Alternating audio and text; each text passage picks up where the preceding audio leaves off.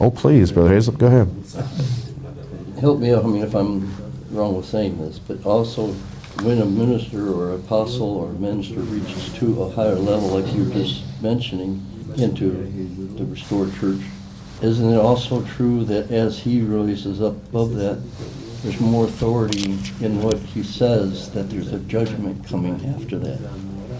Because right now, and we've seen in the past, that men have said such and such, sitting in a position, and I've heard it in the past, watch for the results. So if ministry is rising to a different level like that, also you're seeing another, in my mind, and help correct me if I'm wrong, authority of God coming behind that person, but there's more judgment. If that man says something, there's going to be some consequences that are going to follow that, at least in my mind. Because if there's not, then I don't feel the man has that authority of God to reach that level. And if I'm wrong, correct me. I think you're right.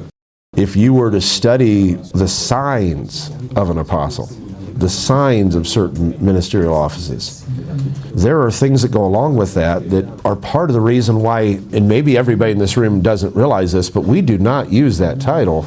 Up to this point, we have not used it, at least.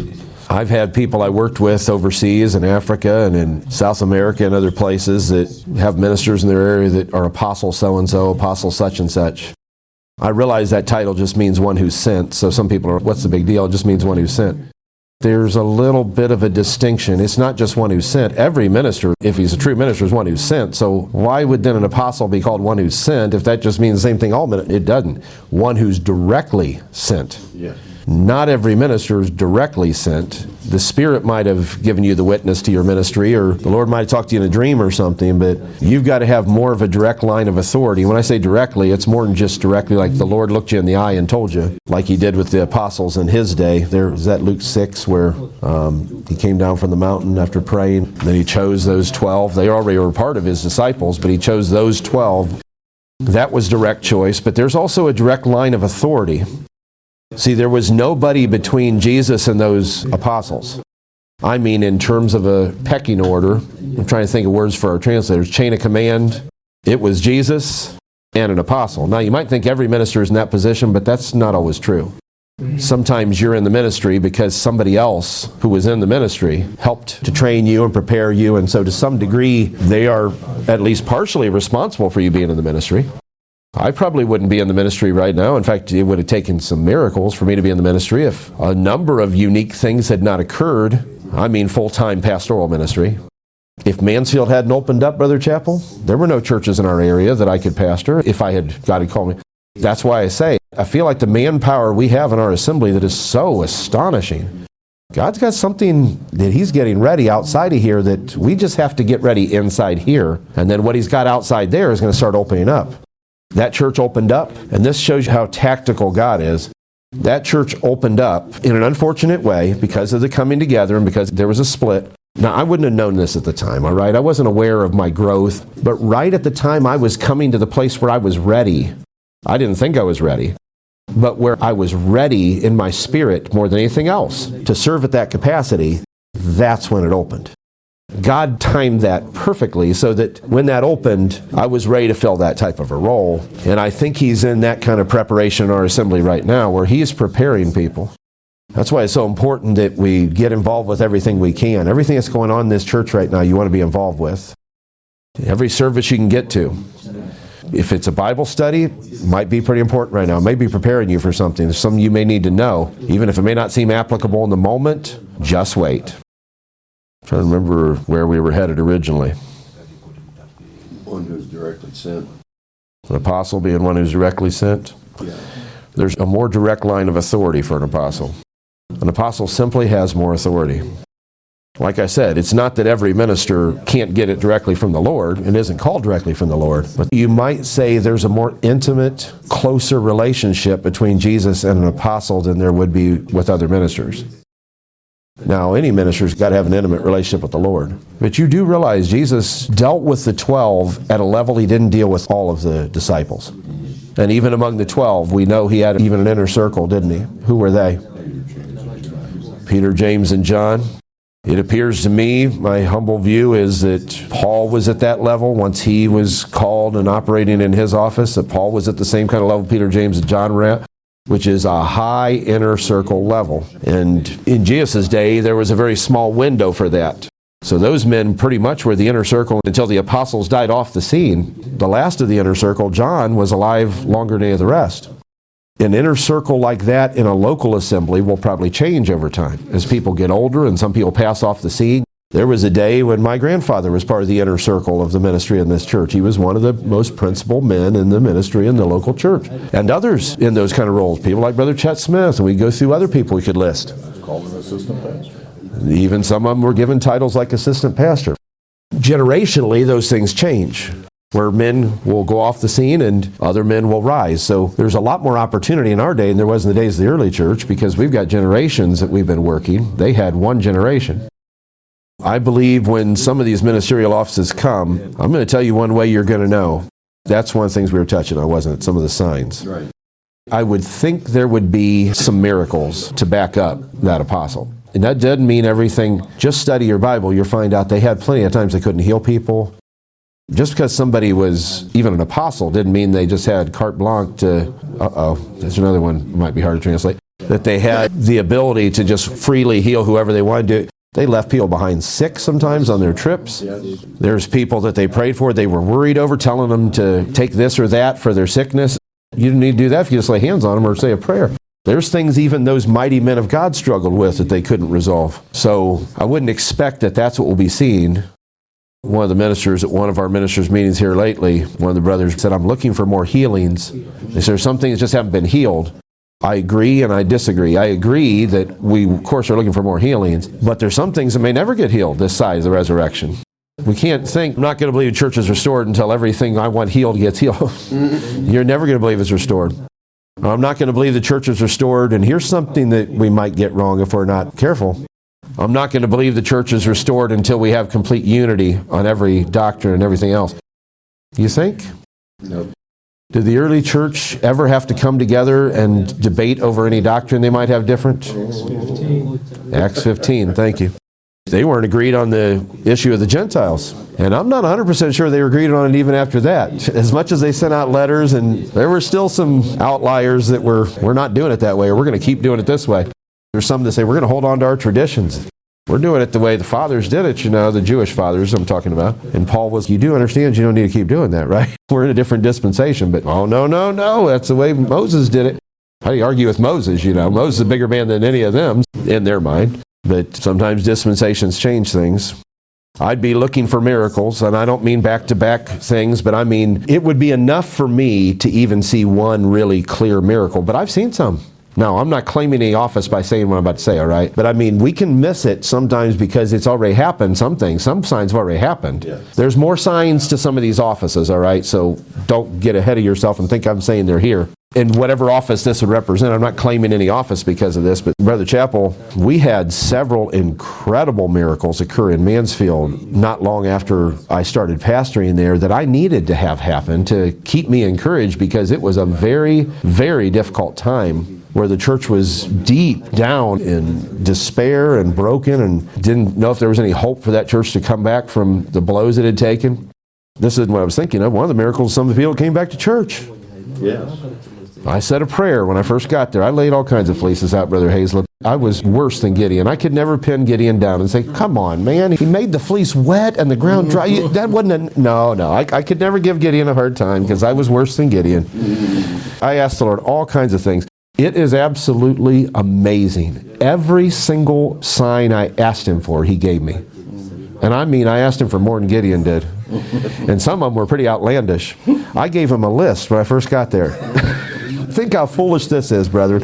I gave him a list. I said, Lord, if you're really behind me and you're going to bring this church back, I don't think I worded it this way. It's really been a bit ignorant if I had. Here's my list of what I'd like to see. I said, can you bring people to the church from all these areas? People right off the street, never been in here before in their life. People that used to come here years ago and stopped coming. People that left and went with the split. There was a split. Right. People from other churches in the body that can afford to lose them, not to hurt that church, but someone that could move that would have the kind of strength we needed and a vision that could help.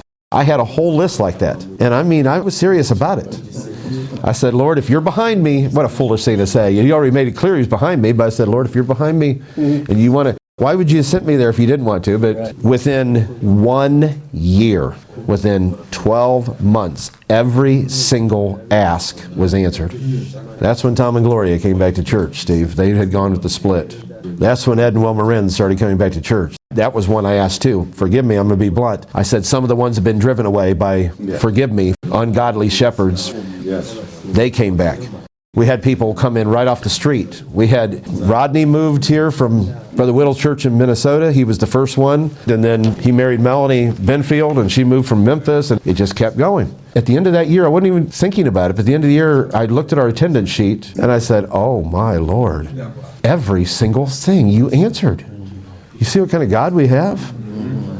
Those were miracles to me, but I'll give you an example of one that was an absolute miracle, Brother Chappell. I wish I could have done something for him in the last days of his life, but he was just at the end of his life. Brother Renz. When Brother Renz first came back to church, I won't give you the story that brought him in. That was a miracle itself, but twice we had miracles right in the service with Brother Renz. This is before I had him sitting on the platform. He was sitting down in the congregation, and I noticed he kept doing this all through the service like something was wrong, and I was a little bit worried about him. So the song service was going on, so I walked down there and I said, Brother Renz, are you all right? And he said, there's heavy black spots coming over my vision. And he said, the longer it's been going on, the more I can feel like I can't see anything. It's like they get bigger to where I can't even see out of my eyes. And he was panicky. And he goes, I feel like I'm going blind standing here right now.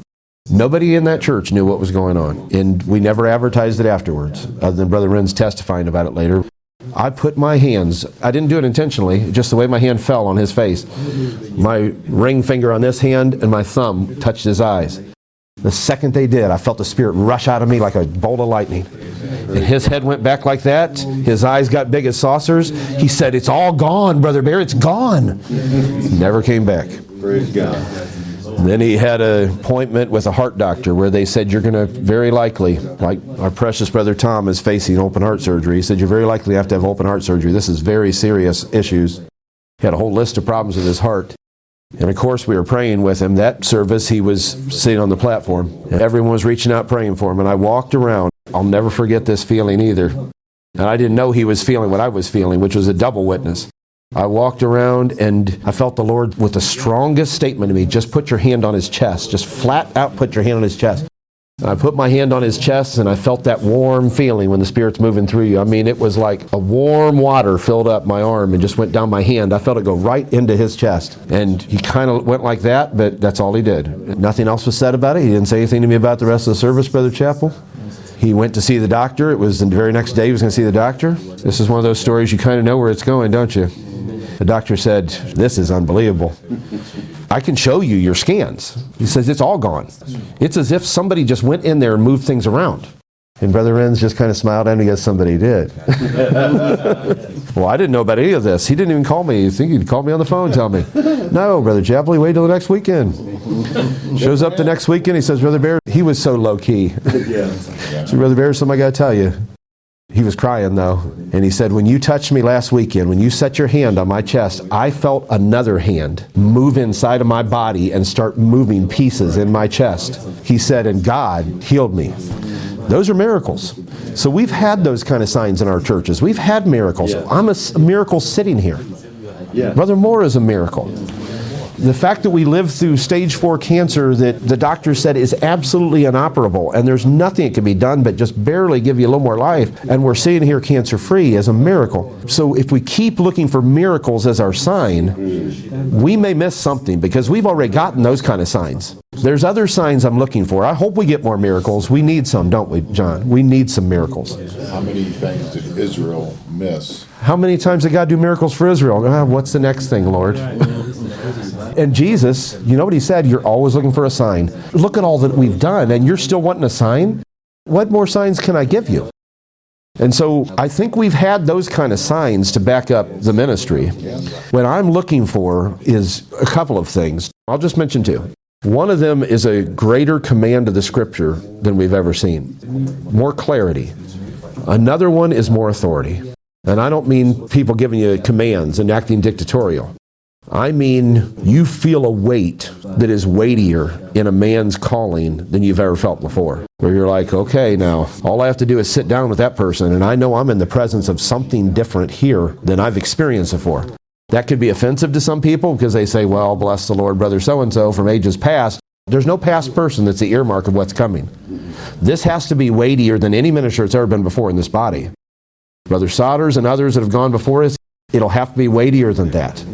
If we're moving towards restoration, as much as we might honor those men, and we have great respect for men who've done great things, they didn't restore the church. And for the ministry to be restored, will have to be weightier men than Brother Sodders, weightier men than, I'm not going to name other names, but other men we've had. So those are things I'm looking for. Brother Andy. I believe it seems as though the miracles that we are having are for us. We believe them. And we're not asking, like, we need another one of those miracles. I don't believe we're asking that way. It's the miracles that are, and these are all miracles within that you can't see. That's right. What God is doing. You That's have right. to believe by faith. The ones that are coming where you see someone receive their sight or crippled will stand up. Those are for unbelievers. That'd be a different level. That's going to be a different draw. That'll be a different level. That God is going to do. That's what it's been on my heart. I agree. When Jesus went through the land, his authority was, he caused the unclean spirit to leave. He couldn't operate anymore. That's the authority that I see coming to the ministry. They won't have to say anything. Their authority from God will cause that to dissipate. That's right. You hardly ever heard about demons until Yeah. Jesus showed up. Yeah. And then it was like, Yeah. Yeah. And it won't be Jesus we know and Paul we know, but who are you? No. God was very good to me in helping me in that area too, brethren, when I first got to Mansfield, Brother Chappell. And I don't want you to get carried away with this. I'm not talking about an evil spirit that's some kind of celestial being. I mean a spirit of men. There was an unclean spirit that had gotten into that church. I'm not going to be more specific than that because I do want to be able to make this available online for people that we work with to listen to. There was a specific condition going on in somebody's life that multiple ministers had tried to deal with and not gotten anywhere with. Perhaps because, well, we'll just leave that. There may be a reason why they couldn't deal with it. But it all came to a head right as we were moving to Mansfield. The summer we moved there. We started going full-time in 2005. We moved there in the summer of 2007. We were going back and forth for a couple of years.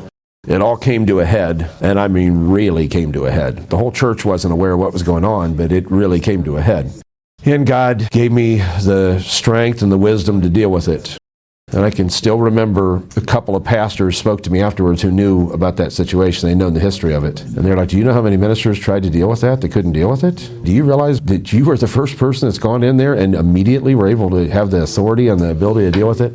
They said, that's the Lord. I was a very young minister at the time. They said, that's the Lord just letting you know you definitely are the man called to be in that assembly. And God can do those kind of things where he can give you a level of authority and a level of ability. But again, brethren, it has to be matched by your level of integrity, your spirit, your motives. Those things have to be pure. That's the brethren that I believe God is going to be promoting in this day and that I can use to build something of great value here and maybe in other areas are brethren who have the right spirit and the right motives. And if I'm true to my calling, then I can give you the doctrine and order that you need if I'm true to my calling. But I cannot give you the right motives or the right spirit. I can give you an example of them, I hope. Sure. I can give you teaching on how to have the right motives and right spirit, but it is entirely up to you to have the right motives and the right spirit. That's in your, again, purview. I can't keep you from moral failure. I can, if I'm wise, be preemptive enough about it. One thing I did, Brother Chappell, and I don't know if many of the saints in Mansfield even knew why I was doing this when I got there, and I'm sure it made them uncomfortable. The Lord made it very clear to me as what he wanted me to do, so I did it. When the Lord makes it clear to me what he wants me to do, I do it. Every single time he's made it clear to me what he wants me to do and I did it, it worked. It's never failed.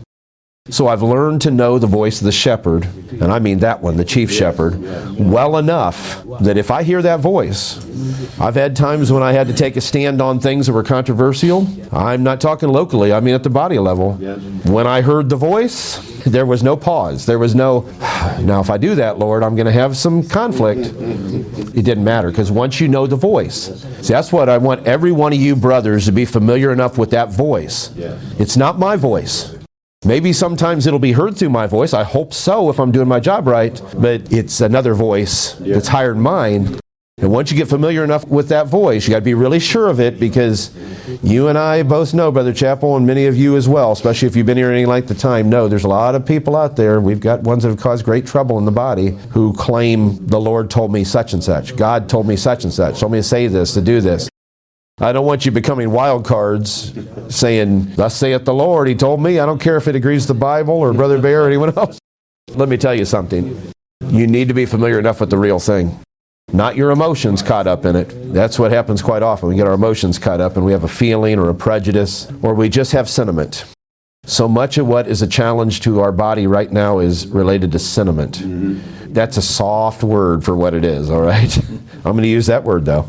We get sentimental about our traditions. We get sentimental about our customs. We get sentimental about our doctrines. We get sentimental about our past leaders. All those things can be good if they're good. Is that simple enough? They can be good if they're good. If they're not good, then they're not good. If there's somebody in the past you're idolizing that wasn't so good, if there's something that was done in the past that somebody is trying to perpetuate that wasn't good, we haven't yet reached the end of these dispensations God's doing. In order to get to the end of this, we're going to have to make some changes somewhere. If our mindset, and just talking to someone about this here just today, if our mindset is such that I'm not going to be changed. So you've got it all perfect? You got it all right? You don't have a single doubt? We better be willing to be changed. I'm sure willing to be changed. I hope you all are willing to be changed. I won't be able to work with you if you're not willing to be changed, because just like he won't be able to work with me or you, we've got to be willing to be changed. So, like I said, I can't keep you from moral failure. What I can do, and this is what I did in Mansfield, I started saying, Brother Chappell, you're not in a situation like this where you need to go home and preach these messages right now. But I've talked many times about being preemptive, where there may not be a problem right now. Preemptive means you act before it's necessary, all right? A preemptive strike in a military context, Israel was masters of this in some of the wars they fought. They knew that all the Arab nations around them were about to come running in because they kept talking about it. They said, come on, let's get worked up and we're going to go in there and just crush them. So Israel sent out their fighters and took out their airfields and everything else. So you're not going to be coming in on nobody. That's a preemptive strike. You hit them before they hit you. You deal with the condition before the condition arises. Here's the best way of being preemptive. You decide ahead of time how you're going to handle a situation when it comes. So I get tempted with something, I've already decided. If you're in a situation where there's the potential for you to fall, you better figure out ahead of time, what am I going to do if I'm faced with that? What am I going to do if I'm in that environment or somebody's doing that or whatever? You do that about anything that could be a weak point in your life. Don't let me forget, I want to say something about being preemptive in this issue in Mansfield. But one of the things I learned from taking a lot of combat type training was what we call situational awareness. That means you're aware of your environment. Some military expressions call it having your head on a swivel, which means you always are aware of everything around you. You have to be that way with your spiritual life, brethren. And I would say it's to anybody in our church, but you are the leaders in this church, in an area that you're leaders in a spiritual capacity that the people are looking at. And I'm going to tell you, when we have people, and this can happen, don't put yourself in this category that the people are looking and saying, I'm not sure I want that person to pray for me.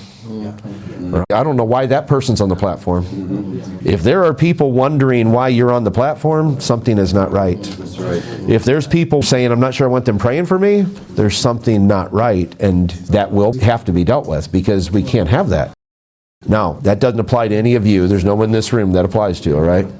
So one of the preemptive things, I might have been going somewhere else with that statement, one of the preemptive things I did in Mansfield, because I knew some of the history and I knew some of what that uncleanness had been in some part of that church. I don't know how many times I got up in that pulpit, Brother Chappell, and made it very clear that if you're in any position of responsibility in this church, in any position of leadership, and you cannot maintain your moral integrity, you will immediately be dismissed. Now, I'm sure some people sitting there thought, why does he keep saying this? Is there somebody? Nobody was doing anything, all right? But it had to be so deeply ingrained that, here's the thing of being preemptive, if somebody had, and they didn't, I'm sorry to say, and they didn't for a reason, but if somebody had trained some of these churches that way from the beginning and said, there's no gray area. If you cannot maintain your moral integrity, there isn't a gray area. I actually had someone say this to me after they did something horrible to somebody else in the church that I had to discipline them for. They said to me, don't you want to show the love of Christ? That's what I'm doing for the person you hurt. So we have to think preemptively. And so I am going to do the same thing with you that I did in Mansfield. If you can't maintain your integrity, brethren, you're not going to be on the platform. You won't be in any position of leadership in this church, and I don't have any worry about you. It goes deeper than that with me because we're moving into another dispensation that we keep talking about, that is, if we're doing this right, every dispensation will be higher. And if it's higher, it's going to have higher requirements. I'm not talking about a higher dress standard. If you've got the right dress standard, you don't have to go higher than that. You have the right dress standard. Or some other example that's external like that. I'm talking about higher personal standards. There's some things that in the Bible God winked at. Right. Everybody was a mess, and nobody was at the level he wanted, and he had to have somebody to keep the thing going, so he literally winked at some of the things that went on. It doesn't mean he ignored them. What is a wink, after all? Sometimes you close your eyes so fast you don't know you did it, right? In other words, it didn't last long that he closed his eye to it. It was like an eye blink, and now judgment's coming, but for him it was a blink. For them, it could have been hundreds of years that he put up with nonsense. But to him, that's an eye blink. I was telling Brother Fairhurst, that's a teacher's curve because everybody failed. And they had to grade on a curve. But there's going to come a time he's not going to wink at it no more. That is a beautiful example. If all of you didn't catch what Brother Chappell said, he said it was like God was grading on a curve. I don't know if everybody understands what that is. In terms of different cultures, you might have a different expression, but that means, let's say it's such a hard class, nobody in the class was able to get more than an 80 out of 100 right. So they say, well, we'll give anyone that gets an 80 an A, even though that would never be an A, an excellent score, normally. That's grading with a curve, because what you're doing is you're lowering the standard to match the present condition, so nobody's smart enough to do this.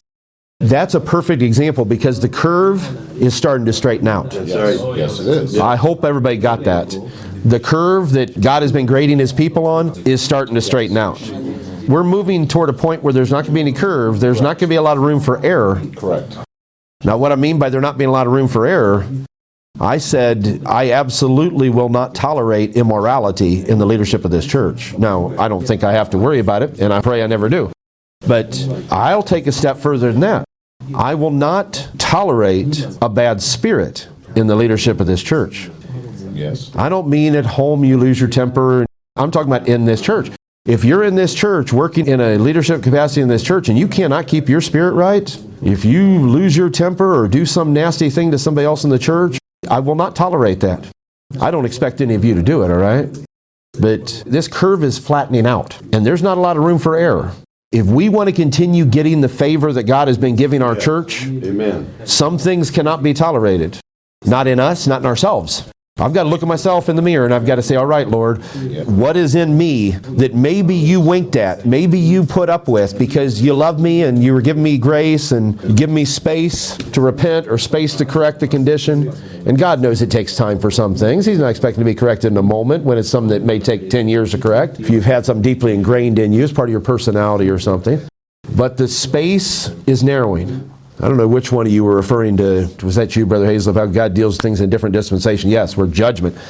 You just study when God changed dispensations. When God called Moses, and Moses was sent to Israel, oh, things changed real quick.